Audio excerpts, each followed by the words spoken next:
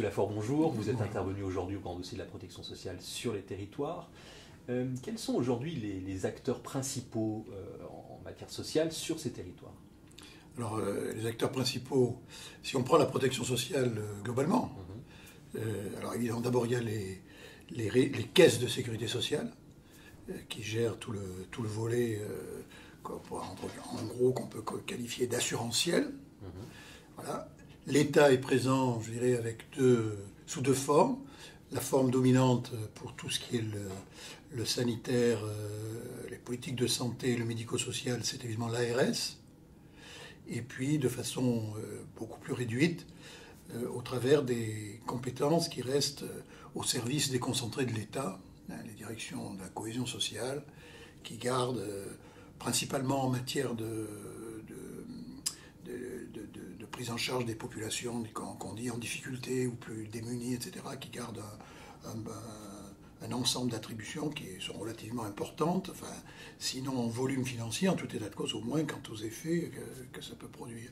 Donc l'État, et puis naturellement, troisième acteur très important, le département, qui lui, du fait de l'héritage historique et puis depuis la décentralisation de 82, intervient dans tout le champ qu'on appelait autrefois aide sociale et qui maintenant est l'action sociale avec protection de l'enfance, une part de la prise en charge des personnes handicapées, l'hébergement, et puis une part très importante pour les personnes âgées.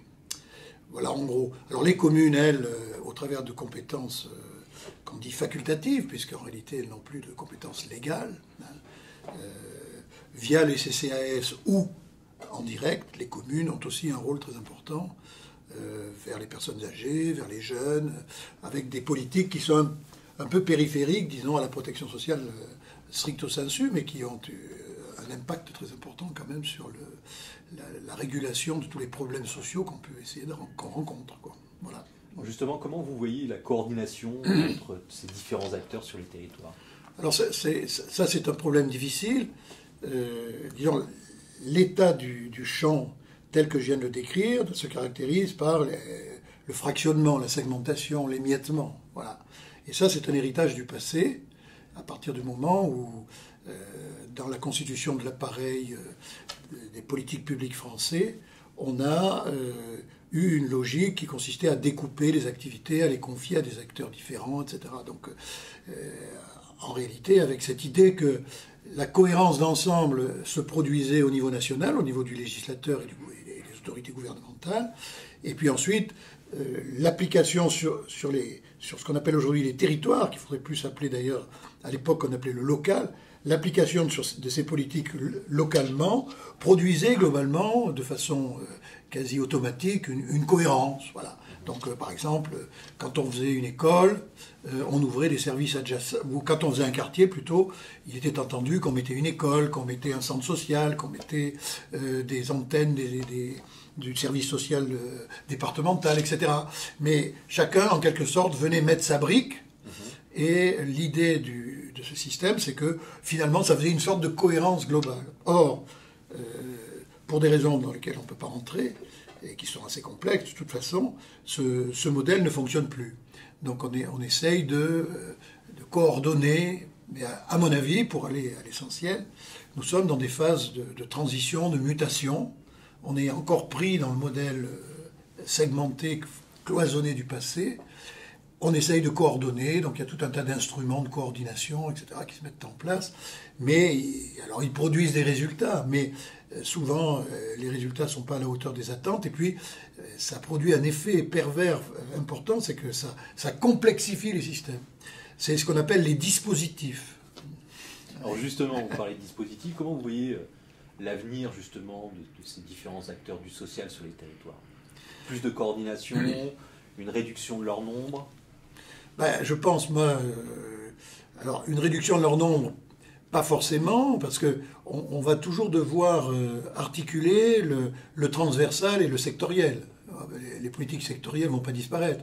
Il faut bien qu'il y ait des gens qui s'occupent du logement, de faire construire des logements. Ce qu'on leur demande maintenant, c'est faire une politique du logement, mais qui prenne en compte le fait que s'ils font telle politique, il faut prévoir que des effets vont se produire, etc. Donc, on ne va pas faire disparaître les logiques sectorielles. Donc, le grand problème aujourd'hui, c'est de savoir comment on peut intégrer tout ça.